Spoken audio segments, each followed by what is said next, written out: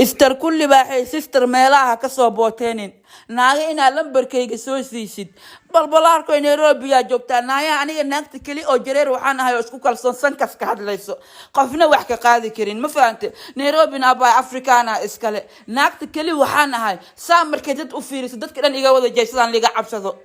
asharaftana maalin iyo habeen saan ku raadsanayso aqoon isku soo dhaxirtay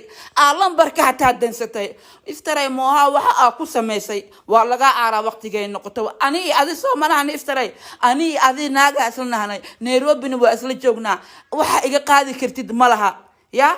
iftaray sida gaal oo kale hadaan ku tumi waanin ani wanaag mi naagta la hadlaysid waa fartuun naagaan aad soo dirsanaysid 10 qof iyo 5 qof hal maalina galaas biyo ku cabaa ma fahamtay waa naag gaangistar meel soo dhameysay naagtan ma in aktar raxmal ma umaleeysa naag ismaa ku dhalata ahay abaa aniga ma cabsadi naagaha cabsada miihinaya iftaray wax fahan iftaray hadalka ka xanaaqsid waa hawar weyn yaa taata iftaray ana had ku dhooyo mooha Soomaha waxa adiga xalay dhibaatada u geysato aad disho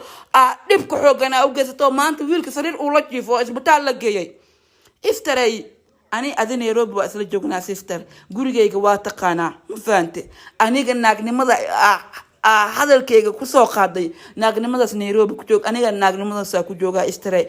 labadeena waxa kala qabsado ala ogaan doona iftaray sister waliya isku furaysaa hebel baan ahay kabtayda aniga aan wata dacaskeyga xun oo kontonka jirin ah taakaama ka saay ani iftaray ani adi naagaasna waxa kala helno leenahay iftaray naagaha isoo wacayo iyo bootayna sharmuutooyinku iyo kan aniga waso dhilooyinka karjin car isoo waca